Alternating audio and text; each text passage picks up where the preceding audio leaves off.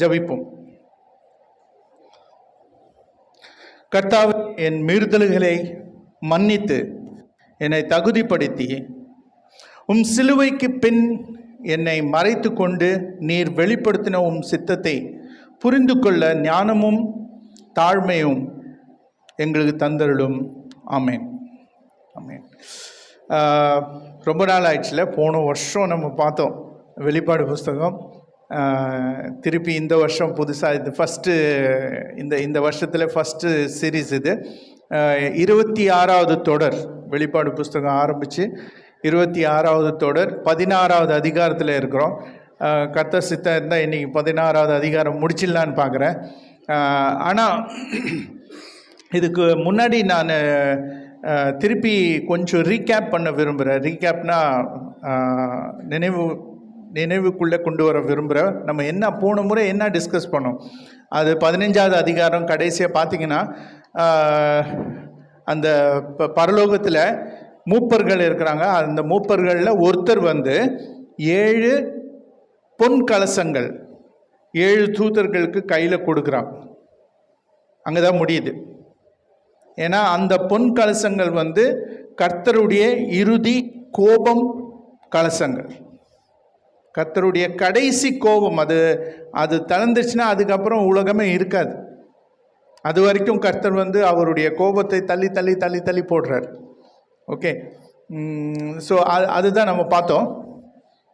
8:1 பார்த்தீங்கன்னா ரொம்ப தெளிவாக அங்கே ஒரு காரியம் போட்டிருக்குது. அது என்னன்னா, 7 தூதர்களுடைய 7 வாதைகளும் முடியும் வரைக்கும் ஒருவரும் தேவாலயத்திற்குள் பிரவேசிக்க கூடாத இருந்தது. அதாவது அந்த 7 கலசங்கள் இந்த உலகத்தில் மேலே ஊற்றப்படுறதுக்கு முன்னே யாருமே கர்த்தருடைய சன்னிதானத்துக்குள்ளே போக முடியாது, தடை பண்ணிட்டாங்க, க்ளோஸ்ட். ஏன்னாக்கா இது கர்த்தருடைய இறுதி கோபம், இறுதி நியாய தீர்ப்பு. இந்த நேரத்தில் யாருமே உள்ளே போயிட்டு யாராலும் கர்த்தரின் முன்னிலையில் பரிந்து பேசவோ அல்லது தீர்ப்பு ஒத்தி வைக்க முடியாது. நீங்கள் கெஞ்சி கூத்தாடி என்ன பண்ணாலும் அதெல்லாம் ஒன்றும் முடியாது. இப்போ மோசே பாருங்கள், எவ்வளோ அவர் பரிந்து பேசி இஸ்ரேல் மக்களை காப்பாற்றிட்டார். கர்த்தர் என்ன சொன்னார் ஒரு கட்டத்தில், நீ தள்ளு, நான் அவங்கள அழைச்சிடுறேன், மூலமாக ஒரு சந்ததியை உருவாக்குறேன், வேண்டாம், சுற்றி இருக்கிறவங்க என்ன சொல்லுவாங்க, அவங்கள தான் குறை சொல்லுவாங்கன்னு சொல்லி அவர் பரிந்து பேசி கர்த்தர் மனசே மாற்றிட்டார். இருக்குது, அது நீங்கள் அப்புறமா வாசிங்க. ஸோ அந்த மாதிரி இந்த கர்த்தருடைய இறுதி கோபம் அவர் காட்டும் போது யாருமே அவர் முன்னிலையில் போயிட்டு பரிந்து பேசவோ அந்த அவர் கொடுக்குற அந்த தீர்ப்பை அவர் போஸ்ட்போன் பண்ணவோ ஒத்தி வைக்கவோ முடியாது. அதனால தான் அது க்ளோஸ்ட். அந்த 15:8 நம்ம பார்த்தோம். ஓகே, இதுதான் கர்த்தரின் இந்த இறுதி தீர்ப்பின் தீவிர தன்மை. Okay, that is the extent of seriousness of this final judgment. Okay, நான் முன்னாடி சொன்னபடி இந்த வெளிப்பாடு புஸ்தகத்தில் எல்லாமே ஒரு வரிசையில் இல்லை. ஓகே, கடைசியில் நடக்கிற காரியங்கள் சில நேரத்தில் முன்னாடி போட்டிருக்குது, முன்னாடி நடக்கிற காரியங்கள் பின்னாடி இருக்குது, அந்த மாதிரி கலப்படமாக இருக்குது. அதனால் இந்த தீர்ப்பு இன்றைக்கி நம்ம பார்க்க போகிற கடைசி கர்த்தருடைய இறுதி தீர்ப்பு பற்றி நம்ம பார்க்குறோம். இதுக்கப்புறம் இன்னும் 6 அதிகாரங்கள் இருக்குது. ஸோ இது கடைசி கிடையாது. ஓகே, ஆனாலும் அந்த கடைசியில் என்ன நடக்க போகுது அது இங்கே சொல்லிடுறாரு கர்த்தர். ஸோ நம்ம மொத்தமாக 3 தொடர் பார்த்தோம். ஒன்று சீல்ஸ் புரோக்கன், அது என்னது, முத்திரைகள் உடைக்கப்படும் போது 7 முத்திரைகள் உடைக்கப்படும் போது 7 விதமான நியாய தீர்ப்பு. அதுக்கப்புறம் எக்காலம் மூதப்படுது, 7 எக்காலம் மூதப்படும் போது 7 விதமான நியாய தீர்ப்பு. இப்போ இன்னைக்கு நம்ம பார்க்க போகிறது 7 பொன் கலசங்கள் ஊற்றப்படும் போது 7 விதமான நியாய தீர்ப்பு. இன்னொரு காரியம் இங்கே நம்ம என்ன ஞாபகத்தில் வச்சுக்கணும்னா, இந்த 7 கலசங்கள் உடனே அதாவது இடைவேளை இல்லாமல் உடனே நடக்குது. ஒன்றுக்கு அப்புறம் ஒன்று, திருப்பி இன்னொன்று, அது அந்த மாதிரி. ஓகே, ஸோ இதெல்லாம் ஞாபகத்தில் வச்சுக்கோங்க.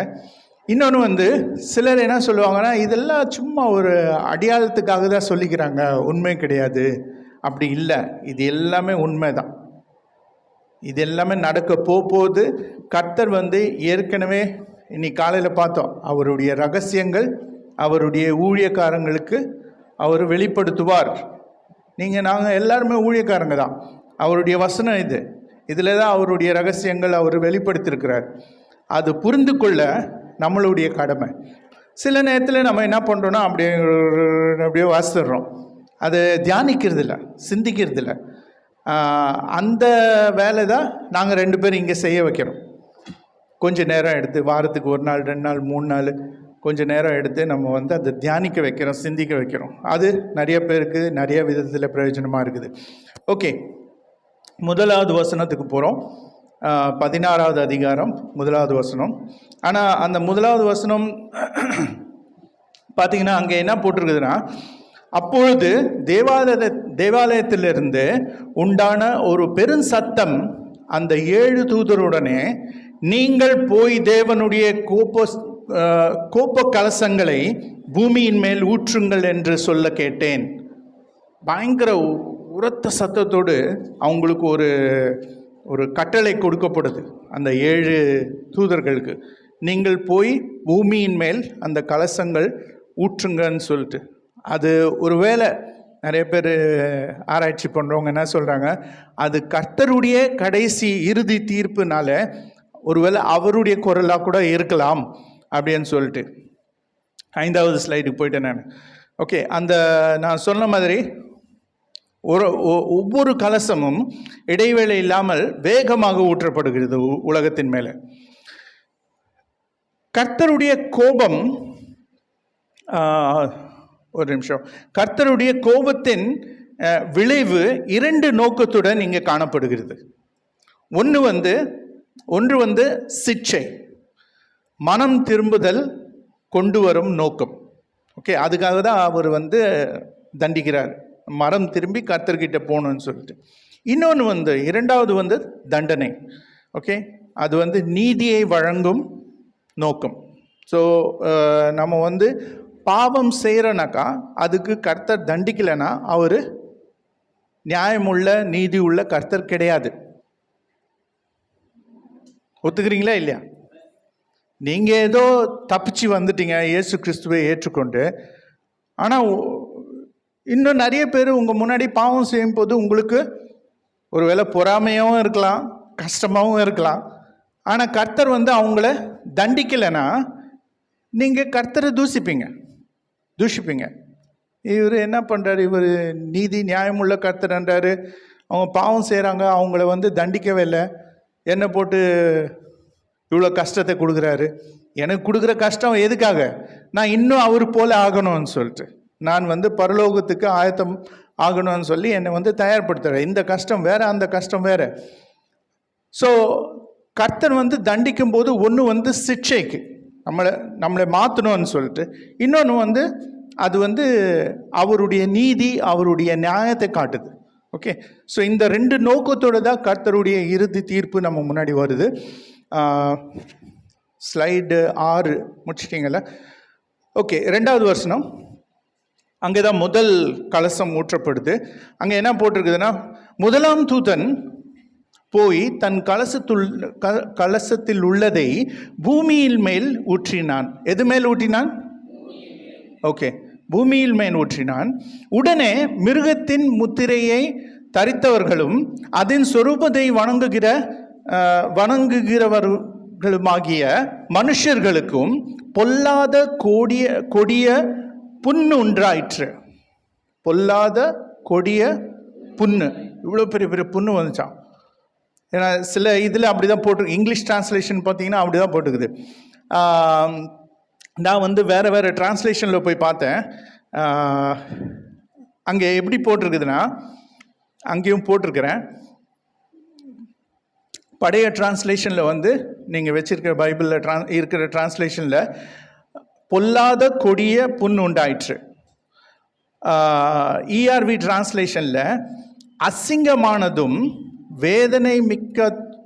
வேதனை மிகுத்தமான கொப்பளங்கள் உண்டாயின. அப்புறம் இன்னொரு டிரான்ஸ்லேஷன் திருவிவிலியமில் அதில் கொடிய துன்பம் தரக்கூடிய புண்கள். ஸோ இது எல்லாமே வலி, அன்ஈசினஸ்ஸு, அந்த மாதிரி தான் எக்ஸ்பிரஸ் பண்ணுது. ஆனால் ஆங்கிலத்தில் இன்னொரு வார்த்தை யூஸ் பண்ணியிருக்கிறாங்க, நாய்ஸம் பவுல்ஸ்ன்னு சொல்லிட்டு. அந்த நாய்ஸம் உடைய அர்த்தம் என்னன்னு பார்த்தா அது பயங்கரமாக இருக்குது. கேடு விளைவிக்கிற வாடை உடைய, ரொம்ப துர்நாற்றம் வர ஒரு கொப்பளம். அது எல்லாருக்கும் வருது.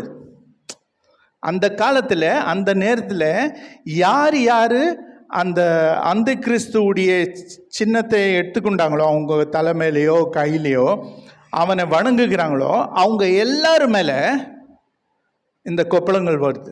தமிழில் பாருங்கள், எந்த டிரான்ஸ்லேஷனில் அந்த துர்நாற்றம்னு சொல்லிட்டு இல்லை.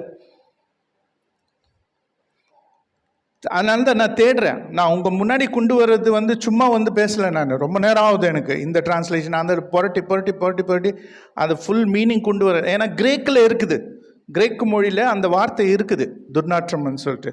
ஓகே, இது நீங்கள் ஈகிப்தில் 6வது வாதையில் நம்ம பார்க்குறோம். அங்கேயும் இதே மாதிரி வந்துச்சு. 7லேருந்து 9 ஸ்லைட் போட்டிங்கல்ல தம்பி? ஓகே, 3வது வசனம். அங்கே 2வது கலசம் ஊற்றப்படுகிறது. அங்கே என்ன போட்டுக்குதுன்னா, 2ஆம் தூதன் தன் கலசத்தில் உள்ளது சமுத்திரத்தில் ஊற்றினான், உடனே அது செத்தவனுடைய ரத்தம் போல் ஆயிற்று. எது மேலே ஊற்றினான்? ஓகே, ஃபர்ஸ்ட் இது பூமியின் மேல், இது சமுத்திரத்தின் மேல். சமுத்திரத்தில் தண்ணி எல்லாம் என்ன ஆயிடுச்சா? ரத்தம் போல் மாறிச்சா. ரத்தம் போல் மாறந்து அதனால என்ன ஆயிடுச்சுன்னா, சமுத்திரத்தில் உள்ள பிராணிகள் யாவும் மாண்டு போயின, இறந்துருச்சு, செத்துருச்சு. கொஞ்சம் யோசித்து பாருங்க, சமுத்திரத்தில் எவ்வளோ பெரிய பெரிய பெரிய பிராணி எல்லாம் இருக்குது, அதெல்லாம் செத்துருச்சுன்னா எப்படி இருக்கும் ஸ்மெல்லு? ஆனால் இப்போ எக்காலம் நியாய தீர்ப்பு வரும்போது, 2வது எக்கால நியாய தீர்ப்பு, அது 8வது அதிகாரம் 8-9 பார்த்தீங்கன்னா 3ல் 1 பங்கு அப்போ சத்துச்சு அந்த எக்காலம் ஊதும் போது. அப்போ இன்னும் எவ்வளோ இருக்குது? 2 பங்கு இருக்குது. அந்த 2 பங்கு முழுசா இந்த கலசம் ஊற்றும் போது அவுட்டு. இந்த 7 கலசம் உலகத்தில் ஊற்றும் போது 100% ரிசல்ட்ஸ். அதுக்கப்புறம் வேற எதுவுமே இல்லை. ஒரு சின்ன உயிரினம் கூட அந்த சமுத்திரத்தில் இருக்காது. அதனால்தான் இது இறுதி என்ற வார்த்தை நான் பயன்படுத்துகிறேன். ஓகே, ஸோ ரொம்ப ஒரு முக்கியமான ஒரு இதை நம்ம டிஸ்கஸ் பண்ணிட்டு இருக்கிறோம். ஸோ 2வது எக்கால நியாய தீர்ப்பு பிறகு கடலில் மிச்சமாக இருந்த எல்லாவற்றையும் அழிக்கப்பட்டது. அதன் துர்நாற்றம் கற்பனை பண்ணி பாருங்கள். ஓகே, 4லேருந்து 7 அங்கே என்ன பார்க்குறோன்னாக்கா 3வது கலசம். 3வது கலசம்ல என்ன போட்டிருக்குதுன்னா, 3வது தூதன் தன் கலசத்தில் உள்ளதை ஆறுகளிலும் நீரூற்றுகளிலும் ஊற்றினான். எங்கே ஊற்றினான்? அது என்ன தண்ணி? அது உப்பு தண்ணி கிடையாது, நல்ல தண்ணி. அதுதான் நம்ம குடிக்கிறோம். நம்மளுடைய வாழ்வாதாரத்துக்கு அந்த தண்ணி தான் தேவை. ஓகே, குளிக்கிறதுக்கோ, துணி துவைக்கிறதுக்கோ, சாப்பாடு செய்யறதுக்கோ, குடிக்கிறதுக்கோ அந்த தண்ணி தான். ஸோ அந்த தண்ணி மேலே இந்த கலசம் ஊற்றும் போது என்ன ஆகுது பாருங்க. ஆனால் இடையில சில காரியங்கள் நடக்குது. 5வது வசனத்தில், அப்போது தண்ணீர்களின் தூதன், தண்ணீர்களுக்கு ஒரு தூதன் இருக்கான், தண்ணீர்களின் தூதன் என்ன சொல்றானா, இருக்கிறவரும் இருந்தவரும் பரிசுத்தமாகிய தேவரீர் இப்படி நியாய தீர்க்க நீதி உள்ளவர்களாக இருக்கிறீர். பாராட்டுறான். அவன் உறுதிப்படுத்துறான் கர்த்தருடைய நியாயம், அவருடைய நீதி, அவருடைய பரிசுத்தத்தை அவன் வாய் வழியாக சொல்லி, சத்தமாக சொல்லி அதை உறுதிப்படுத்துகிறான். 6வது வசனத்தில், அவர்கள் பரிசுத்தவான்களுடைய இரத்தத்தையும் தீர்க்கதரிசிகளுடைய இரத்தத்தையும் சிந்தப்படியினால் இரத்தத்தையே அவர்களுக்கு குடிக்க கொடுத்தீர். இது அவர்கள்னு சொல்லும் போது யாரு? அவர்கள் ரத்தம் சிந்தினாங்க. யாரு அவங்க? இந்த உலகத்தார். யார் யார் அந்த மிருகத்தின் சின்னத்தை அவங்க மேலே ஏற்றுக்கொண்டு அந்த மிருகத்தை வணங்கினாங்களோ அவங்க எல்லாரும் என்ன பண்ணாங்கன்னா, பரிசுத்தவான்கள் இயேசு கிறிஸ்துவை நம்பி ரட்சிக்கப்பட்டு திருச்சபையில் சேர்ந்த அந்த ஒவ்வொருத்தரை சித்திரவாதம் பண்ணி அணுவாக சாகடிச்சு அவங்களுடைய ரத்தத்தை சிந்த வச்சது. ஸோ அவங்களுக்குள்ளே அவங்க என்ன காட்டுறாங்கன்னா, நீ எவ்வளோ பேர் வந்தாலும் நான் உன்னை சாவடிப்பேன்.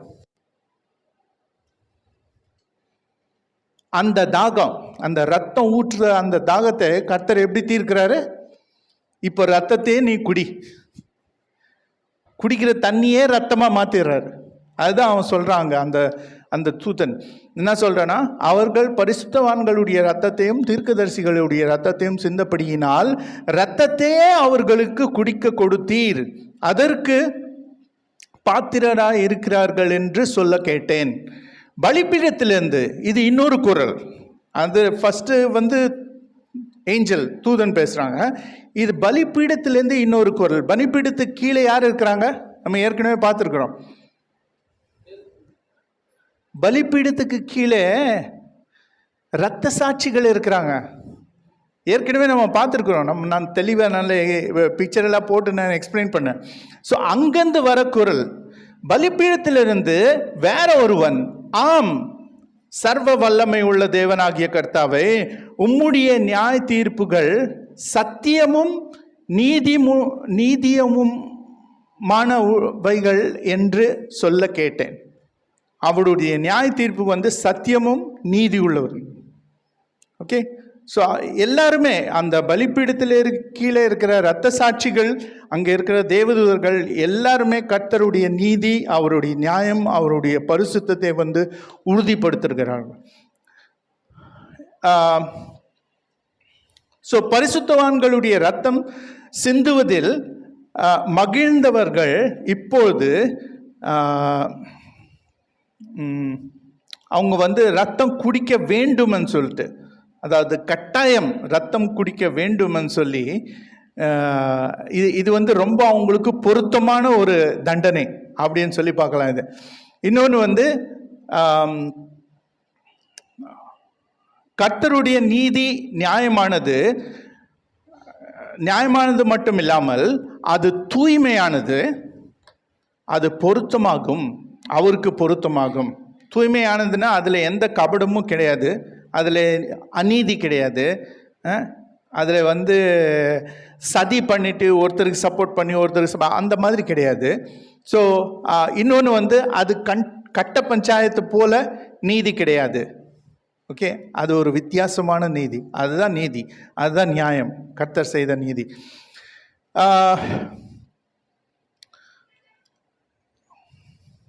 இப்படிப்பட்ட சுற்றுச்சூழல் பொழிவுகள் நடக்கும் போது மனித இனம் நீண்ட காலம் வாழ முடியாது. ஒன்று நம்ம பார்த்தோம், பூமியின் மேல் அந்த மனுஷன் மேலே வருது அந்த கொப்பளங்கள். இன்னொன்று கடல் தண்ணி ரத்தமாயிடுச்சு, அங்கே இருக்கிற உயிரினம் எல்லாம் செத்து போயிடுச்சு. இப்போது நல்ல தண்ணியும் ரத்தமாயிட்டு அதுக்குள்ளே இருக்கிறது எல்லாம் செத்துருச்சு. மனுஷர்கள் அது குடிக்கவும் முடியாது. அப்போ எப்படி தான் வாழ்வாங்க? எந்த தண்ணியும் குடிக்க முடியாது. அதனால தான் இறுதி இதுக்கப்புறம் எதுவுமே இருக்காது. அதே போல் 16வது ஸ்லைட் போடுங்களேன். அங்கே போட்டு பார்த்தீங்கன்னா, கர்த்தர் இந்த உலகத்தை உருவாக்கும் போது 70% தண்ணி, 30% பூமி. நம்ம பூமியில் வாழ்கிறோம், தண்ணியில் வாழ்கிறது எல்லா பிராணிகள் இருக்கிறாங்க, மீன் அந்த மாதிரி வகைங்க. Excuse me. ஸோ 70% தண்ணியாக இருக்குது. அந்த 70%த்தில் 97% தண்ணி உப்பு தண்ணி, கடல் தண்ணி. நல்லா புரிஞ்சுக்கிங்க, 97% கடல் தண்ணி, உப்பு தண்ணி. அப்புறம் எவ்வளோ இருக்குது மிச்சம்? 3%. அந்த 3%த்தில் 2% அதாவது வடக்கு மற்றும் தென், நார்த் சவுத், வடக்கு தென் மற்றும் தென் துருவத்தில் பனியில் பூட்டப்பட்டுள்ளது. ஐஸ் கட்டி. நீங்கள் வடக்கு பக்கம் போனீங்கன்னா அதுக்கு நார்த் போல் சொல்லுவாங்க, கிழக்கு பக்கம் போனீங்கன்னா சவுத் போல் சொல்லுவாங்க. இந்த 2 சைடில் பார்த்தீங்கன்னா ஃபுல்லாக பனி கட்டி, மேலே மலை மாதிரி இருக்கும், ஆமாம், கீழேயும் மலை மாதிரி இருக்கும், ஆனால் பனி கட்டி. அப்போ எவ்வளோ இருக்குது மிச்சம்? 3லேருந்து 2 அப்படி போயிடுச்சுன்னா ஒரே 1%. அதுதான் நல்ல தண்ணி. ஆறுகளில், நீரூற்றுகளில், நதிகளில் அந்த தண்ணி தான் நம்மளுக்கு வருது, கிணத்துல இருக்கிற தண்ணி. இந்த தண்ணி எல்லாமே மாசாயிடுச்சு, இப்போது ரத்தம் போல் ஆயிடுச்சு. ஸோ யோசித்து பாருங்கள், மனுஷனுடைய வாழ்வாதாரம் அப்போ எப்படி இருக்கும் அந்த இறுதி தீர்ப்பு வரும்போது. ஓகே, 8-9 அங்கே 4வது கலசம் ஊற்றப்படுகிறது. 4ஆம் தூதன் தன் கலசத்தில் உள்ளதை சூரியன் மேல் ஊற்றினான். எது மேலே? பூமியின் மேல், சமுத்திரத்தின் மேல், நீரூற்று ஆறுகளின் மேல், இப்போ சூரியன் மேல் ஊற்றினான். அப்போ என்ன ஆச்சுன்னா,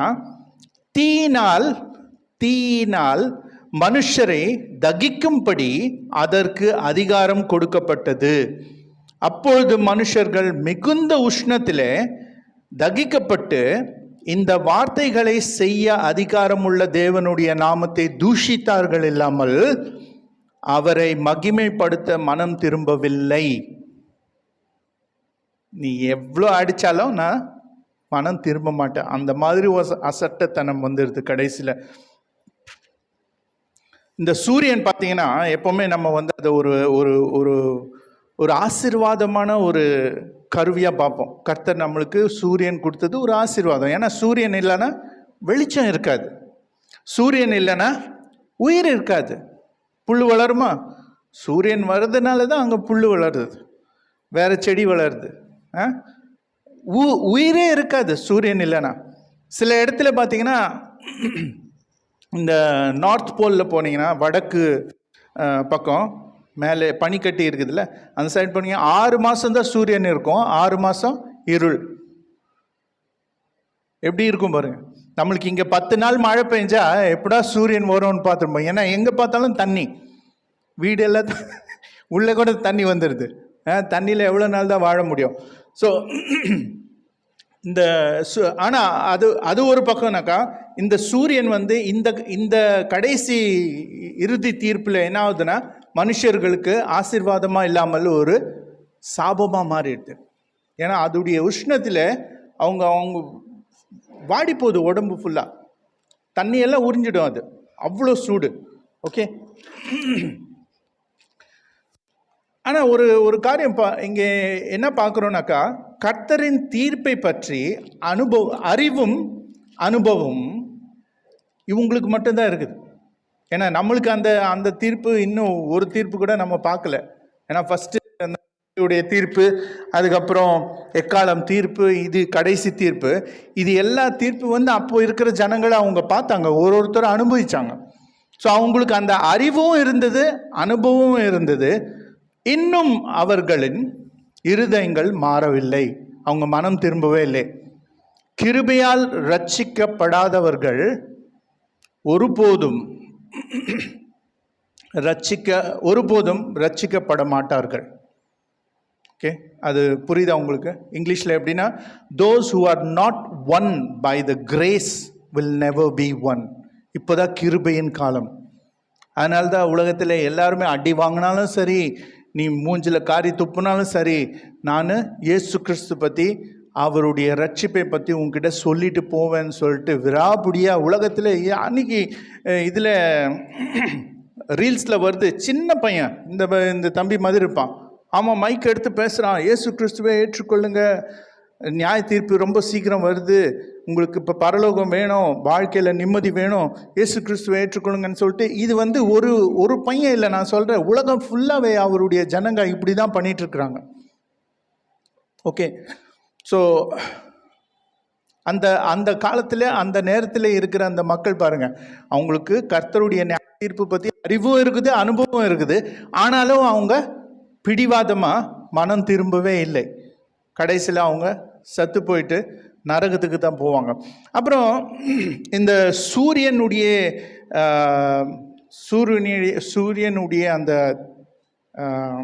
சூடு வந்து 7 மடங்கு அதிகமாகும்னு சொல்லிட்டு ஏற்கனவே ஏசாயா 30:26 ஏசாயா தீர்க்கதரிசி பார்த்தார். அங்கே என்ன போட்டிருக்குதுன்னா, சூரியனுடைய வெளிச்சம் 7 தனையாய் 7 பகலின் வெளிச்சத்தை போலாகவும் இருக்கும் அப்படி போட்டிருக்குதாங்க. எதுவுமே நம்மளுக்கு வந்து திடீர்னு நடக்கலை, எல்லாமே முன்னாடி சொல்லப்பட்டிருக்குது. அது வந்து இங்கே கன்ஃபார்ம் ஆகுது. சில காரியங்கள் வந்து கர்த்தர் வந்து புதுசாக வெளிப்படுத்துகிறாரு. அதே போல் ஒரு டாக்டர் மோரிசன் சொல்லிட்டு ஒரு விஞ்ஞானி, அவர் என்ன சொல்கிறாரு, சூரியனுடைய வெப்பமும் வெளிச்சமும் 7 மடங்கு அதிகமாகிடுச்சுன்னா என்ன ஆகும்னா, வடக்கில் இருக்கிற பனிக்கட்டி பனி பாறைகள், கிழக்கில் இருக்கிற பனிக்கட்டி பனி பாறைகள் எல்லாமே உருகி கடலுடைய மட்டம் வந்து 200 மீட்டர் மேலே வந்துருமா. 200 மீட்டர் 200 மீட்டர்னா 660 அடி. என்னை பார்த்தீங்கன்னா 6 அடிக்கு 1 இன்ச்சு குறைவு நான். ஓகே, 5:11 5:12ன்னா 6 அடி. ஸோ இது வந்து 660 அடி உயரத்துக்கு கடல் தண்ணி மேலே வருமா.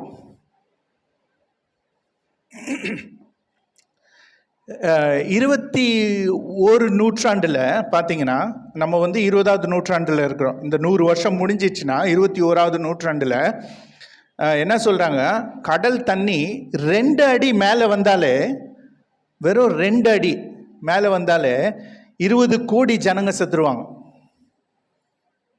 அப்போ இது 660 அடினா யோசித்து பாருங்கள் எப்படி என்ன இருக்கும் அதுக்கப்புறம். ஆனால் கர்த்தர் வந்து உலகத்தை தண்ணியால் அழிக்க மாட்டார். அவர் ஏற்கனவே சொல்லிட்டார், இந்த முறை நெருப்பால் தான் அழிப்பார். அவர் சொல்லிட்டார். பேதுருல இருக்கு, வாசிக்க போகிறோம். 2 பேதுரு 3 எடுத்து வச்சுங்க, கடைசியில் அது வரும்போது நான் சொல்கிறேன். ஆனால் வெளிப்பாடு புஸ்தகம் 16 இருங்க. அடுத்தது 5வது கலசம், அது 10:11 இருக்குது. 5வது தூதன் தன் கலசத்தில் உள்ளதை மிருகத்தினுடைய சிங்காசனத்தின் மேல் ஊற்றினான். மிருகம் யாரு? அந்த கிறிஸ்து தான் மிருகம். சர்ப்பம், வலு சர்ப்பம் சாத்தான். இந்த மிருகத்துக்கு ஒரு பொய் தீர்க்கதரிசி, கள்ள தீர்க்கதரிசி இருக்கிறான். ஓகே, அதுதான் அவங்களுடைய ட்ரினிட்டி, திரியேக்கம். ஓகே, தீய திரியேக்கம். சாத்தான் அந்த கிறிஸ்துவுடைய அசிஸ்டன்ட், கள்ள தீர்க்கதரிசி. ஸோ எக்ஸ்கியூஸ் மீ, மிருகத்தினுடைய சிங்காசனத்தின் மேல் அந்த கலசம் ஊற்றப்படுது. அது எங்கே இருக்குதுன்னு நம்மளுக்கு தெரியாது, ஏன்னா மிருகமே இன்னும் வரலையே. அவனுடைய ஹெட் குவார்ட்டர்ஸ் எங்கே இருக்கும், அவன் சிங்காசனம் எங்கே இருக்குன்னு தெரியாது. அப்பொழுது அதன் ராஜ்யம் இருளடைந்தது. அவன் ராஜ்யம் எவ்வளோ தூரம் வரைக்கும் இருக்குதோ அது ஃபுல்லாகவே இருளடைந்தது.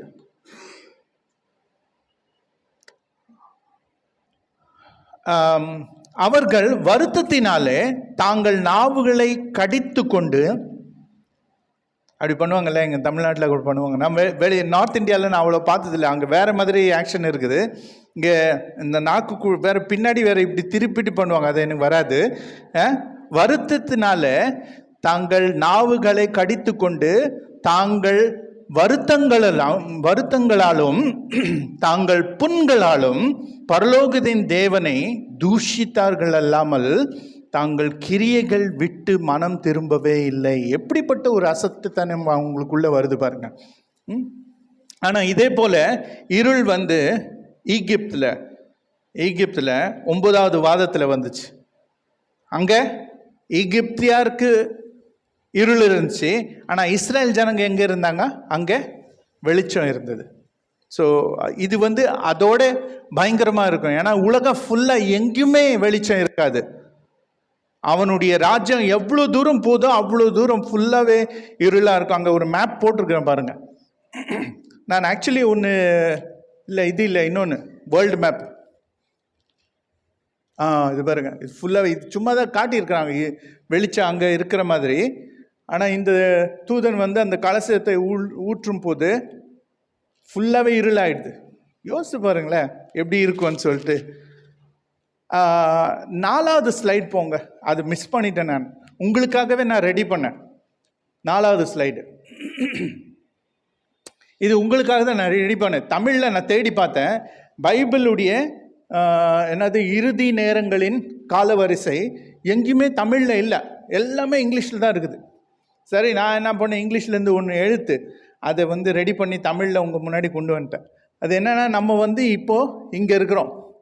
இது வந்து தற்போது திருச்சபையின் காலம். இது எக்ஸ்பிளைன் பண்ணதான் உங்களுக்கு புரியும். ஸோ ஏற்கனவே நான் சொன்ன மாதிரி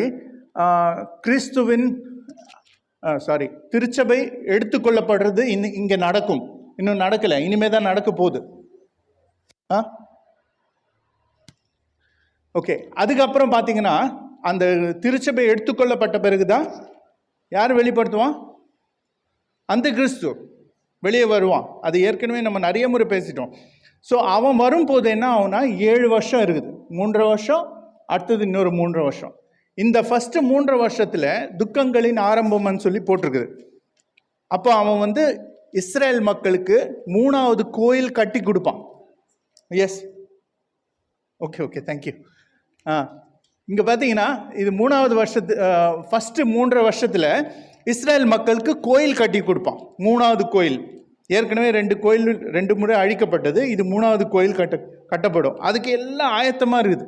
எல்லாமே கல், சிமெண்ட் என்ன வேணுமோ எல்லாமே ரெடியாக இருக்குது. திருச்சபை எடுத்துக்கொள்ளப்படணும், அந்த கிறிஸ்து வெளிப்படணும். அப்புறம் அவன் போய் பேச்சுவார்த்தை நடத்தி சமாதானப்படுத்தி அந்த இடத்துல, எந்த இடத்துல இப்போ மசூதி இருக்குது அங்கே, அந்த மசூதியை எடுத்து, அது எப்படி எடுப்பாங்க தெரியல, அவன் தான் பேச்சுவார்த்தை நடத்துவான். அங்கே இஸ்ரேல் மக்களுடைய கோயில், எருசலேம் கோயில், 3வது கோயில் கட்டப்படும். அது கட்டுறதுக்கு அவ்வளோ நாளாகுது, 3 வருஷம். அது கட்டிட்டு பிறகு அவன் போய் அந்த கோயிலில் சிங்காசனம் போட்டு அது மேலே உட்காந்துருவான். என்ன சொல்லுவானா, நான் தான் கடவுள், என்னை வணங்குங்கள். அதுதான் இது பாழாக்குகிற அருவருப்பு. அந்த வார்த்தை அப்படியே இருக்குது பைபிளில். அதுக்கு அடுத்த 3 வருஷம் என்ன ஆகுதுன்னா, அவன் போய் அங்கே உட்காந்துட்டு நான் தான் கடவுள், என்னை வணங்கன்னு சொல்லும்போது இஸ்ரேல் மக்கள் உஷாராயிடுவாங்க. ஆஹா, நம்ம ஏதோ தப்பு பண்ணிட்டோம், சாத்தான் கூட நம்ம வந்து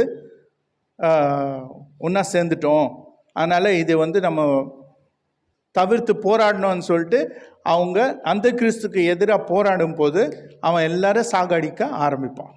அது கிறிஸ்தவர்களும் சரி, யூதர்களும் சரி. அந்த நேரத்தில் அதுதான் இந்த 3 வருஷம், 2வது 3 வருஷம். இந்த டைமில் தான் இயேசு கிறிஸ்து சொல்கிறாரு, நீ மலைக்கு ஓடி போயிடு, நீ என்ன செய்றியோ அதை விட்டுட்டு அப்படியே ஓடு அப்படின்றாரு. ஸோ இந்த 2வது 3 வருஷம் நடக்கும்போது இதோடைய கடைசியில் தான் இந்த காரியங்கள் நடக்கும். எந்த காரியங்கள்? இப்போ இன்றைக்கி நம்ம பேசுகிற இறுதி தீர்ப்பு, அதுக்கு முன்னாடி இருக்கிற தீர்ப்புகள், அதெல்லாம் இந்த இந்த இந்த இடத்துல நடக்கும். ஏன்னா இது முடிஞ்ச பிறகு உடனே இயேசு கிறிஸ்து திரும்பவும் இந்த பூமிக்கு வருவார். பரிசுத்தவான்களோட, அவருடைய தூதர்களோட அவர் வருவார். அது வந்து நடுவானத்தில் இல்லை, இங்கே அவர் கால்கள் வந்து அங்கே மலையில் வந்து தொடும். அது இருக்குது. நான் ஏற்கனவே அது கூட ஷேர் பண்ணியிருக்கேன் உங்கள் கூட. ஓகே, அதுக்கப்புறம் அந்த 1000 வருஷம் அரசாட்சி நடக்கும். அதுக்கப்புறம் திருப்பி சாத்தானை வந்து, அது இங்கே போடல, இங்கே தான் இருக்குது. சாத்தானை முழுசாக அந்த 1000 வருஷம் வரைக்கும் அவனை கட்டி போடுவாங்க. 1000 வருஷத்துக்கு வந்து பிறகு திருப்பி வருவான். அதுக்கப்புறம் அவன் வந்து நித்தியத்துக்கு கட்டப்படப்படுவான். ஸோ இது வந்து நான் அந்த இது ஷேர் பண்ணும்போது நீங்கள் பாருங்கள், டவுட் இருந்தால் கேளுங்க. இது உங்களுக்காக தான் ரெடி பண்ணேன் நான். ஓகே, ஸோ இருள் பற்றி 5வது கலசத்தை பற்றி முடிச்சிட்டோம். இப்போ வந்து 6வது கலசம் 12வது வசனத்தில் இருக்குது. 6ஆம் தூதன் தன் கலசத்தில் உள்ளதை ஐப்ரத்து என்னும் பெரிய நதியின் மேல் ஊற்றினான். எங்கே? நதியின் மேல் ஊற்றினான், ஐப்ரத்து நதி. இந்த ஐப்ரத்து நதி பார்த்தீங்கன்னா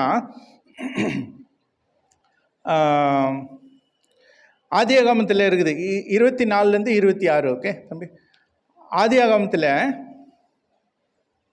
2:14 பார்த்தீங்கன்னா ஏதேன் தோட்டம் உருவாக்கி அங்கேருந்து 4 நதி வெளியில் போச்சு ஏதேன் தோட்டத்துலேருந்து. 14வது வசனத்தில் போட்டிருக்குது, ஐப்ரத்து நதி அங்கேருந்தான் வந்துச்சுன்னு சொல்லிட்டு. அந்த ஐப்ரத்து நதி அங்கேருந்து வந்து இன்னைக்கு பல நாடுகளுக்கு தண்ணி சப்ளை பண்ணுது. ஓகே, ரொம்ப இன்ட்ரெஸ்டிங்கான ஒரு நதி அது. அது ஏற்கனவே நம்ம அந்த எக்காலம் ஊதும் போது பார்த்துருக்குறோம். அந்த நதி வற்று போன பிறகு அங்கே பூட்டப்பட்டிருக்கிற அந்த பிசாசுகள் வந்து வெளியில் வந்து பயங்கரமாக அமக்கலம் பண்ணுவாங்க. ஸோ இந்த ஐப்பிரத்து நதி தான் அந்த செய்தி தான் திருப்பி இங்கே சொல்லப்படுகிறது.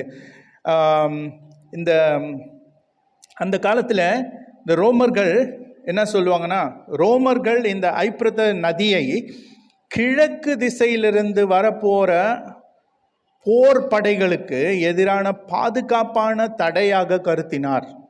இந்த நதி இருந்ததுனால கிழக்கு திசையிலேருந்து போர் படைகள் வர முடியாமல் இருந்துச்சு. ஏன்னா அந்த வசனம், அடுத்த வசனம் வாசிக்கும் போது தான் உங்களுக்கு புரியும் இது ஏன் வற்றி போகுதுன்னு சொல்லிட்டு. ஏன் காய வைக்கிறாரு கர்த்தர், ஏன் அதை வந்து ட்ரை லேண்ட் ஆக்குறாரு? ஏன்னா கிழக்கு திசையிலேருந்து போர் படைகள் வரும் கடைசி யுத்தத்துக்கு. இந்த நதி இன்னைக்கு பார்த்தீங்கன்னா அதோடைய நீளம் வந்து 2900 கிலோமீட்டர், 2900 அப்படி தானே சொல்லுவாங்க. 2900 கிலோமீட்டரு நீளம், 150லேருந்து 2000 மீட்டர் அகலம். சில இடத்துல கொஞ்சம் குறுகிடும், சில இடத்துல திருப்பி அகலமாயிடும், அந்த மாதிரி. அதனால தான் 150லேருந்து 2000 மீட்டர் அகலம், 148 அடி ஆழம். அப்படிப்பட்ட ஒரு நதி வந்து வற்று போது, அந்த கலசம் ஊற்றும் போது. இதுக்கு சம்பந்தப்பட்ட காரியங்கள் என்ன நடக்குதுன்னா 13-14 பார்க்குறோம்.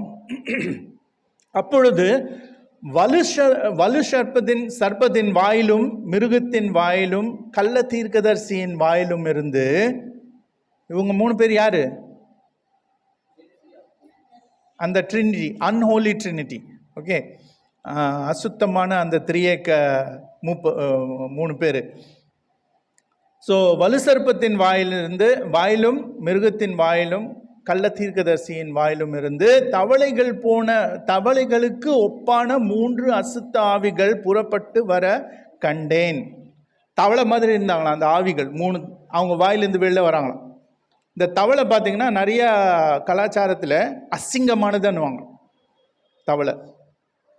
அது பாருங்க, முன்னாடி எனக்கு தெரிஞ்ச தவளை வந்து கொசு சாப்பிடும், ஈ சாப்பிடும், சின்ன சின்ன பூச்சிகள் சாப்பிடும். இப்போ பார்த்தீங்கன்னா ரீல்ஸில் போடுறாங்க தவளை பாம்பே சாப்பிடுது.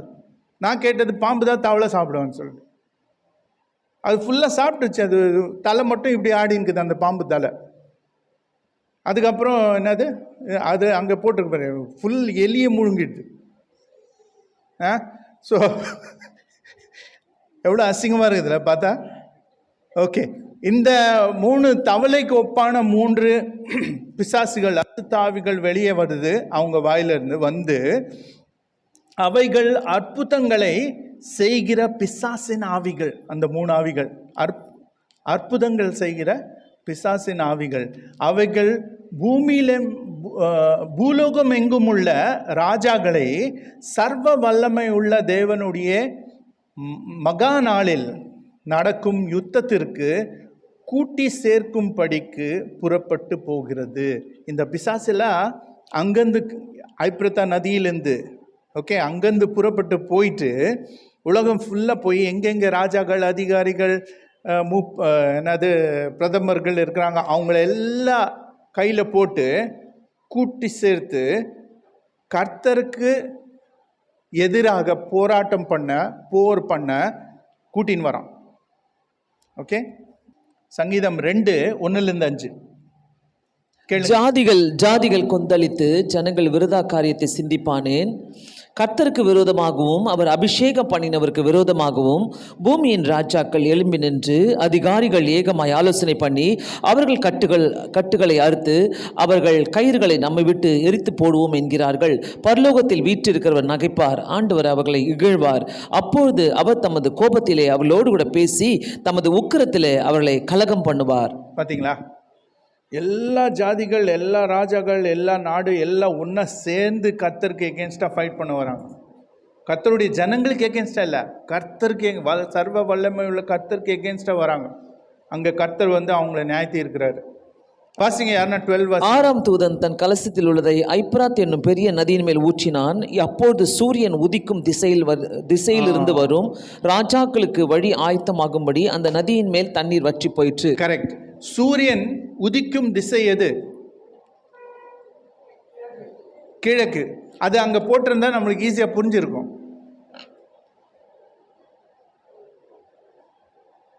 ஸோ கிழக்குலேருந்து வருவாங்க. இப்போ இதுக்கு முன்னாடி நம்ம பார்த்தோம்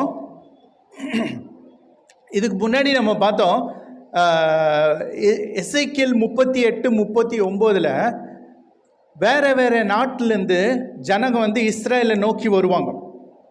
அது எந்தெந்த நாடுனாக்கா ரஷ்யா, ஈரானு, துருக்கி, அப்புறம் கிழக்கு யூரோப்பு, அதில் ஜெர்மனியும் வரும். அப்புறம் வட ஆப்பிரிக்காலேருந்து சில நாடுகள், லிபியா, சுடான், எத்தியோப்பியான்னு சொல்லிட்டு. ஆனால் இப்போ கிழக்குன்னு சொல்லும்போது அதில் முக்கியமாக இந்தியா வரும், பாகிஸ்தானு, ஸ்ரீலங்காவே இருக்காது, அதுக்குள்ளே போய்டும் அது ஸ்ரீலங்கா. சைனா வரும். முக்கியமாக இந்தியா சைனா தான் ரொம்ப பெரிய 2 பெரிய நாடு. ஏன்னா அவங்களுடைய அந்த இராணுவம் வந்து நீங்கள் பார்த்தீங்கன்னா 9-16 போட்டுக்குது. எத்தனை பேர் இருப்பாங்கன்னா 20 கோடி பேர் இருப்பாங்களாம் இராணுவம். அப்படிப்பட்ட இராணுவம் எந்த நாட்டில் கிடையாது. இந்த 2 நாடு சேர்ந்தா அப்படிப்பட்ட இராணுவம் உருவாக்கிடலாம், இந்தியாவும் சைனாவும் சேர்ந்தான். ஆனால் இங்கே எப்படி போட்டிருக்குதுன்னா அவங்க குதிரை மேலே வருவாங்க. அவங்க வந்து இப்போ எங்கே குதிரை மேலே வராங்க? இப்போ எல்லாம் ஹெலிகாப்டரில் வராங்க. இல்லை அவங்க என்னது, ஆமாம் கல்யாணத்தில் மட்டும்தான் வராங்க. போரில் நான் சொல்கிறேன், போரில் எங்கே குதிரை மேலே வந்து சண்டை போடுறாங்க? அவங்க வந்து இந்த ட்ரோன் வச்சு ஃபைட் பண்ணுறாங்க, அப்புறம் மிசைல்ஸ் வச்சுக்கிறாங்க, நியூக்ளியர். ஆனால் ஒரு வேளை பைபிள் சொல்கிறது பொய் கிடையாது. ஓகே, ஏற்கனவே இதெல்லாம் அவங்க பயன்படுத்திட்டாங்க சண்டை போட்டு. உலகத்தில் யார்கிட்ட இப்போ அணு ஆயுதம் இல்லை. அவங்க திருப்பி பழையபடி குதிரை மேலே போயிட்டாங்க. ஏன்னா அணு ஆயுதம் நீங்கள் பயன்படுத்தினீங்கன்னா நீங்கள் 100 வருஷம் 200 வருஷம் பின்னாடி தள்ளி போயிடுவீங்க. அது ஏற்கனவே ஆய்வு செஞ்சு அவங்களே சொல்லிக்கிறாங்க விஞ்ஞானிகள். ஸோ அப்படிப்பட்ட ஒரு நிலைமைக்கு உலகம் தள்ளப்படும் போது இவங்க திருப்பி பழையபடி குதிரை மேலே உட்காந்து வராங்க சண்டை போடுறதுக்கு. ஸோ கிழக்குலேருந்து இவங்க எல்லாம் வராங்க. யார் யார்? China, India, Iraq, Iran, Afghanistan, Bangladesh, Pakistan, Japan, Korea, அவங்கெல்லாம் வராங்க. ஸோ 16வது வசனத்தில் பார்த்தீங்கன்னா ரொம்ப அந்த போர் எங்கே நடக்க போகுதுன்னு சொல்லிட்டு, போர் நடக்க போகிற இடம் இல்லை, அது ஒன்றாக கூடி சேர்ற இடம் அது. அப்பொழுது எபிரியர் பாஷையில் அர்மகெதோன் என்னப்பட்ட இடத்துல அவர்களை கூட்டி சேர்த்தான். சாத்தான் தான் பிசாசுகளை அனுப்பி அவங்களெல்லாம் கூட்டி சேர்க்கறதுக்கு அர்மகெதன் என்னப்படுகிற ஒரு இடத்துல கொண்டு வந்தான். அர்மகெதன் அது ஆங்கிலத்தில் அது வந்து ஆங்கில வார்த்தை. எபிரிய மொழியில் மெகிதோன்னுவாங்க. ஹர் மெகிதோ. ஹர்னா ஒரு மலை, மெகிதோனா பள்ளத்தாக்கு மாதிரி. அந்த மலைக்கு கீழே இருக்கிற இடம் பள்ளத்தாக்கு. ஆனால் நீங்கள் பழைய ஏற்பாடில் யோவேல் 3:12 பார்த்தீங்கன்னா அங்கே ரொம்ப தெளிவாக இருக்குது. இந்த இடத்த பற்றி வேறு பேரில் இருக்குது. ஜாதிகளில் எழும்பி யெகோசாபாத்தின் பள்ளத்தாக்கு, அந்த இடம் பேர் பழைய ஏற்பாடில் யெகோசாபாத்தின் பள்ளத்தாக்கு வருவார்கள். சுற்றிலும் உள்ள ஜாதிகளை நியாய தீர்க்க அங்கே நான் வீற்றிருப்பேன்னு சொல்லிட்டு கர்த்தர் சொல்கிறார் ஜோயல்ல. ஸோ இந்த இடத்தின் பேர் பாருங்க, ஒன்று வந்து ஹர்மெகிதோ, அது வந்து எபிரேய மொழியில், ஆங்கிலத்தில் அர்மகெதன். பழைய ஏற்பாட்டில் அதே இடத்தின் பேர் வந்து யெகோசாபாத்தின் பள்ளத்தாக்கு. ஸோ அந்த இடத்துல இவங்க எல்லாம் கூடி சேர்ந்து அங்கேருந்து எருசலம் போவாங்க. அங்கேருந்து எருசலம் போகும்போது அது ஒரு 91 கிலோமீட்டர் தூரம். ஸோ ஏன்னா அங்கே இஸ்ரேல் மக்களுக்கு எதிராக தான் இவங்க வராங்க. ஆனாலும் சிலர் என்ன சொல்கிறாங்க, இவங்க இஸ்ரேல் மக்களுக்கு எதிராக வராங்க. இன்னொரு சிலர் என்ன சொல்கிறாங்க, இல்லை அவங்க வந்து அந்த கிறிஸ்துக்கு எதிராக வராங்க. இன்னொரு சிலர் என்ன சொல்கிறாங்க, அவங்க கர்த்தருக்கு எதிராக வராங்க. ஆனால் ஆக மொத்தத்திலே எல்லா ஜாதிகள், எல்லா ராஜாக்கள் எல்லாருமே சேர்ந்து ஒரு போருக்கு வராங்க.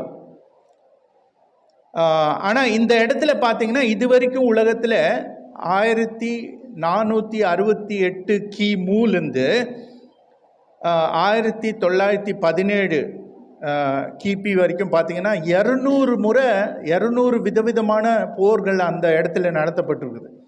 ஸோ இந்த இடம் பற்றி செக்கரியா கூட சொல்லியிருக்கிறார். 1:4 இருக்குது 14வது அதிகாரம். ஆனால் அங்கே 4வது வசனத்தில் ஜெகரியா 14 4வது வசனத்தில் தான் இயேசு கிறிஸ்துவின் 2வது வருகை பற்றி கூட அங்கே போட்டிருக்குது. ஓகே, ஸோ எசேக்கியேல் 38 நம்ம என்ன பார்க்குறோம், மேற்கிலிருந்து இராணுவ படைகள் வருவாங்க. வெளிப்பாடு புஸ்தகம் 16 என்ன பார்க்குறோம், கிழக்கிலிருந்து இராணுவ படைகள் வருவாங்க. இது ஒரு உலக பார்க்காத ஒரு பெரிய யுத்தம், இங்கே போர் இங்கே நடக்க போகுது. ஆனால் இது எல்லாத்துக்கும் நடுவில் 15வது வசனத்தில் ஒரு ரொம்ப இன்ட்ரெஸ்டிங்கான காரியம் அங்கே இருக்குது. அங்கே வந்து இயேசு கிறிஸ்து சொல்கிறாரு, இதோ திருடனை போல் வருகிறேன். எப்படி வராரா? திருடனை போல் வருகிறேன். தன் மானம் காணப்பட்டதாக நிர்வாணமாய் நடப்பாதபடிக்கு விழித்து கொண்டு தன் வஸ்திரங்களை காத்து கொள்கிறவன் பாக்கியவான். அவர் வரும்போது நீ நிர்வாணமாக இருக்கக்கூடாது. நிர்வாணம்னா அந்த ஆக்ஷன் போட்டாங்க, அது கிடையாது, அப்படி கிடையாது. நீ அதாவது பைபிளில் ஒரு வஸ்திரம் கொடுத்துக்கிறாங்க. யாருக்கு? ரட்சிக்கப்பட்டவர்களுக்கு. அந்த வஸ்திரம் தான் நம்ம போடணும்.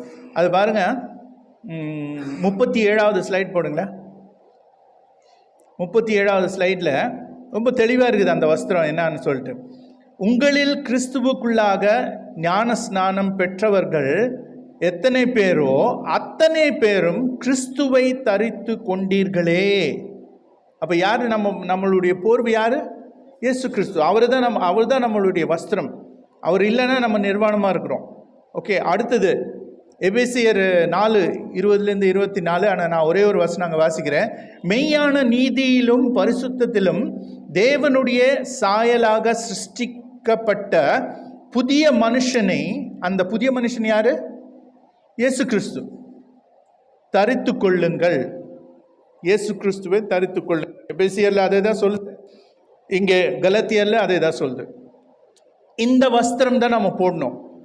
போட்டுட்டு நம்ம ஆயத்தமாக இருக்கணும் அவர் வரும்போது. இப்போ நான் வந்து இன்னொரு ஒரு தெசலோனியர் அங்கே பார்த்தீங்கன்னா 5:2-4 பார்த்தீங்கன்னா ரகசியமாக வருவார். இயேசு கிறிஸ்து ரகசியமாக வருவார். அந்த ரகசியமாக வரும்போது தான் அவர் நடுவானத்தில் வருவார், வந்து திருச்சபை எடுத்துக்கொண்டு போவார். ஆனால் 2 பேதுரு 3:10-14. அப்போ நான் வாசிக்க சொன்ன பாருங்க, வாசிங்க, இப்போ வாசிங்க. அங்கே வந்து திடீரென்று வருவார். திருடன் வந்து திடீர்னு வருவான், சொல்லாமலாமல்.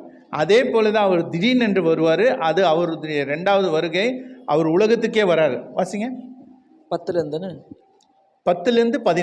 கர்த்தருடைய நாள் இரவிலே திருடன் வருகிற விதமாய் வரும். அப்போது வானங்கள் மடமடவென்று அகன்று போம், பூதங்கள் வெந்து உருகிப்போம், பூமியும் அதில் உள்ள கிரியைகளும் எரிந்து போம். இப்படிப்பட்ட இவைகள் எல்லாம் அழிந்து போகிறதா இருக்கிறபடியால் நீங்கள் எப்படிப்பட்ட பரிசுத்த நடக்கையும் தெய்வ பக்தியும் உள்ளவளாய் இருக்க வேண்டும். தேவனுடைய நாள் சீக்கிரம் வரும்படிக்கு மிகுந்த ஆவலோடு காத்திருங்கள். அந்த நாளிலே வானங்கள் வெந்து அழிந்து பூதங்கள் எரிந்து உருகிப்போம். அவருடைய வாக்குத்தத்தத்தின்படியே நீதி வாசமாயிருக்கும். புதிய வானங்களும் புதிய பூமியும் உண்டாகும் என்று காத்திருக்கிறோம். ஆகையால் பிரியமானவர்களே, 14 இவைகளை வர காத்திருக்கிற நீங்கள் கரையற்றவர்களும் பிழையில்லாதவர்களுமாய் சமாதானத்தோடே அவர் சந்நிதியிலே காணப்படும்படி ஜாக்கிரதையாயிருங்கள். மேலும் நம்முடைய கர்த்தரின் நீடிய பொறுமையை இரட்சிப்பென்று எண்ணுங்கள். நமக்கு பிரியமான சகோதரனாகிய பவுலும் தனக்கு அருளப்பட்ட ஞானத்தினாலே இப்படி உங்களுக்கு எழுதியிருக்கிறான். எல்லா நிருபங்களிலும் இவைகளை குறித்து பேசியிருக்கிறான். அவன் சொன்னவைகளில் சில காரியங்கள் அறியறதுக்கும் அரிதாயிருக்கிறது. கல்லாதவர்களும் உறுதி இல்லாதவர்களும் மற்ற வேத வாக்கியங்களை புரட்டுகிறது போல தங்களுக்கு கேடு வரத்தக்கதாக இவைகளை புரட்டுகிறார்கள். ஸோ இயேசு கிறிஸ்து வரும்போது எதுவுமே இருக்காது. அப்புறம் என்ன போட்டுக்குது? எல்லாம் அழிஞ்சு போயிடும்.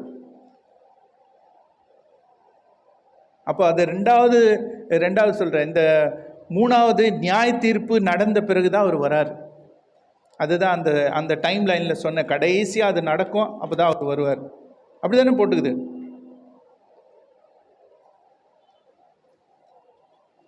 அதுவும் திடீர்னு என்று வருவார். ஏன்னா வந்து அங்கே கூட்டி சேர்ந்துருக்கிறாங்க பாருங்கள், சண்டை போட, போர் பண்ண, அவங்கள எல்லாருமே அழிச்சிடுவார். அதுவும் நம்ம ஏற்கனவே 9வது அதிகாரத்தில் பார்த்தோம். இங்கே 16வது அதிகாரத்தில் அதே தான் பார்க்குறோம். ஸோ நமக்கு கர்த்தர் என்ன சொல்கிறாரு? நீ எப்பவுமே ஆயத்தமாயிரு, ஏன்னா நான் திருடனை போல் வருவேன். ஓகே, இப்போ 7வது கலசம், அதுதான் கடைசி கலசம். 17வது வசனத்தில் அங்கே போட்டுக்குது, 7வது தூதன் தன் கலசத்தில் உள்ளதை ஆகாயத்தில் ஊற்றினான். எங்க ஊற்றினான்? ஆகாயத்தில். ஏன் ஆகாயத்தில் ஊற்றுவான்? அப்படிதான் கேள்வி கேட்கணும் நீங்க. ஏன் அங்க ஊத்துறான்? அப்போ எபேசியர் 2:2 பாருங்க, அங்க போட்டுக்குது,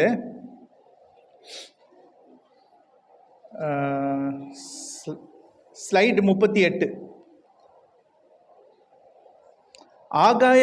ஆகாயத்து அதிகார பிரபுவாகிய யாரு? சாத்தான். ஆகாயத்துக்கு அதிகார பிரபுவாகிய சாத்தான் அங்க இருக்கிறதுனால அங்க ஊத்தனான். அப்போ என்ன ஆகுது?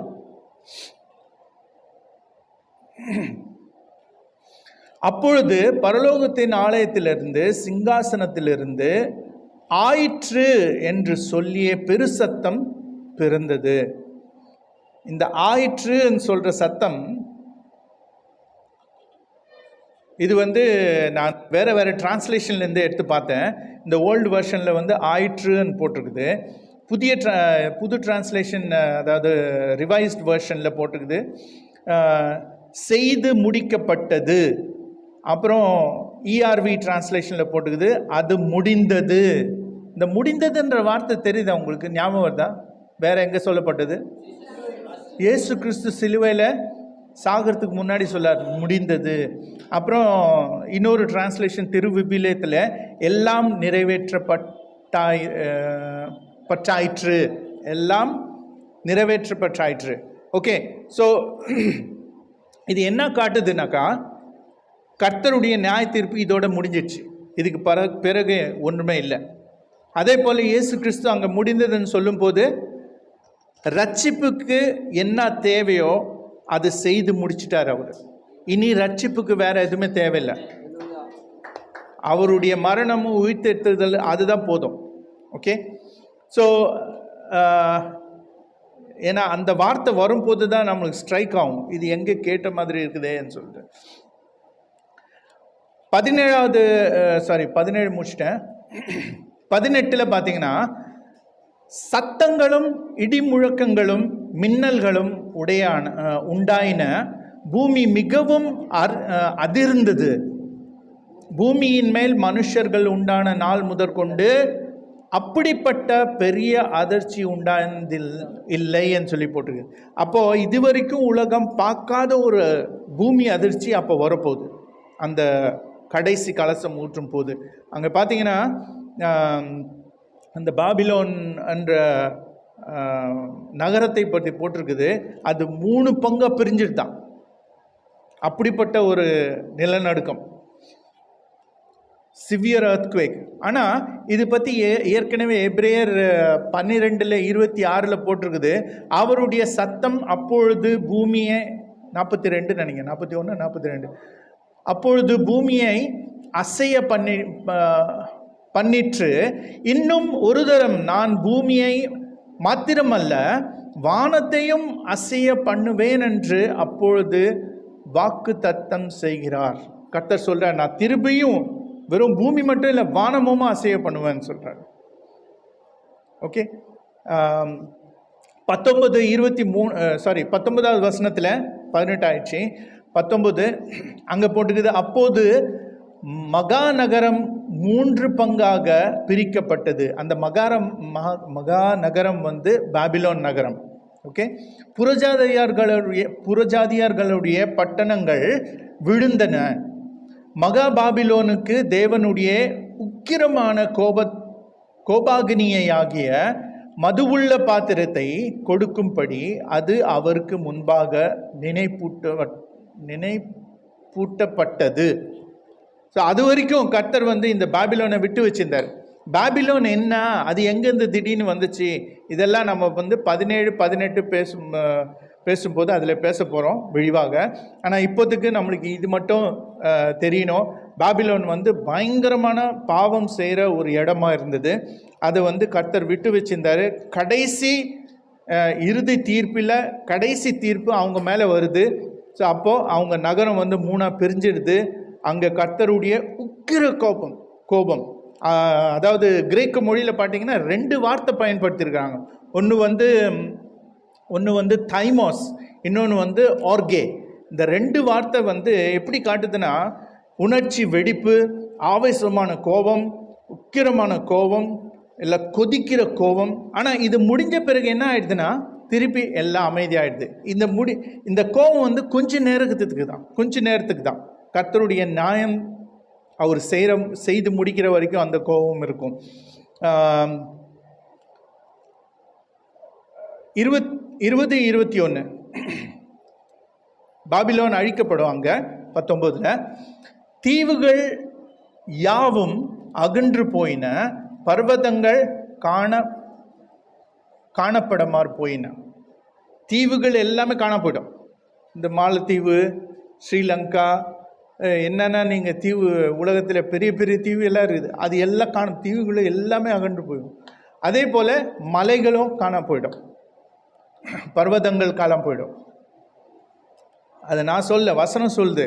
ஓகே, தாளந்து நிறையான பெரிய கல்மழையும் வானத்திலிருந்து மனுஷர் மேலே விழுந்தது. நான் அதை எக்ஸ்பிளைன் பண்ணுறேன் என்னன்னு. அந்த கல்மழையினால் உண்டான வாதை நிமித்தம் மனுஷர்கள் தேவனை தூஷித்தார்கள். அந்த வாதை மகா கொடியதாய் இருந்தது. அந்த தாளந்துன்னு சொல்லும்போது அது கிட்டத்தட்ட 45 கிலோ வெயிட்டு. ஒரு தாளந்துனா 45 kilo weight. So 45 kilo weight உடைய கல்மழை மேலேருந்து விழும்போது தாங்குவீங்களா? இங்கே 25 கிலோ மூட்டை தான் தூக்குறோம் நம்ம, இந்த அரிசி மூட்டை. இது 45 கிலோ. ஸோ அப்படிப்பட்ட இது விழும்போது யோசித்து பாருங்கள் எவ்வளோ கொடியதாக இருக்கும்னு சொல்லிட்டு. ஆனால் இது பற்றி ஒரு ரொம்ப இன்ட்ரெஸ்டிங்கான ஒரு கரஸ்பாண்டிங் வேர்ஸ் நான் பார்த்தேன். அது யோபில் இருக்குது. யோபு 45-46 நினைக்கிறேன். ஓகே, யோபில் இருக்குது. ரொம்ப இன்ட்ரெஸ்டிங்காக இருக்குது யோபுவே. ஏன்னா உங்கள் டிரான்ஸ்லேஷனில் வேறு மாதிரி இருக்குது. அது நேற்று எங்களுக்கு அதுதான் டிஸ்கஷன் பண்ணிகிட்டு இருந்தேன். அந்த மீனிங்கே வேறு. அது பனி உருகிட்டு பிறகு எப்படி இருக்கும் அது பற்றி தான் போட்டிருக்குது. ஆனால் இங்கே ரொம்ப தெளிவாக இருக்குது இந்த டிரான்ஸ்லேஷனில்.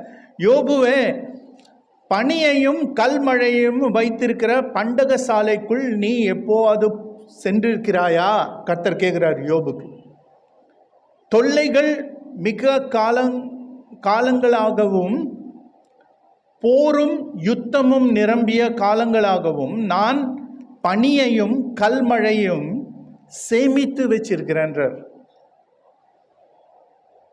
கர்த்தர் இந்த நாளுக்காக பனியும் கல்மழையும் சேர்த்து வச்சுக்கிறாராம். அதுக்கு ஒரு பண்டக சாலை அங்கேருந்தா விழும் இவங்க மேலே, அப்போதான் உலகம் அழியும். ஸோ இப்படி தான் இந்த கர்த்தருடைய இறுதி தீர்ப்பு முடியுது. எல்லாமே அழிஞ்சு போகுது. சமுத்திரம், நல்ல தண்ணி, சாத்தானுடைய அந்த சிங்காசனம் இருக்கிற இடம், ஐப்ரத நதி, அப்புறம் ஆகாயம், எல்லாத்துக்கும் மேலே அது ஊற்றி கம்ப்ளீட்டாக அழிக்கிறாரு. அதுக்கப்புறம் தான் இயேசு கிறிஸ்து வராரு. அப்புறம் அந்த 1000 வருஷம் அரசாட்சி அதெல்லாம் நடக்குது இவங்களெல்லாம் சாகடித்த பிறகு. ஆனால் ஒரே ஒரு காரியம் என்னன்னா, நம்மளுக்கு இப்போ கிருபையின் நாள் கர்த்தர் கொடுத்துக்கிறாரு. இப்போ நம்ம கர்த்தரை ஏற்றுக்கொண்டாதான் நம்ம பரலோகத்துக்கு போக முடியும். இப்போ ஏற்றுக்கொள்ளலைன்னா, இந்த காலம் போயிடுச்சுன்னா அதுக்கப்புறம் நம்ம அந்த ஜனங்க மாதிரி ஆகிடுவோம்.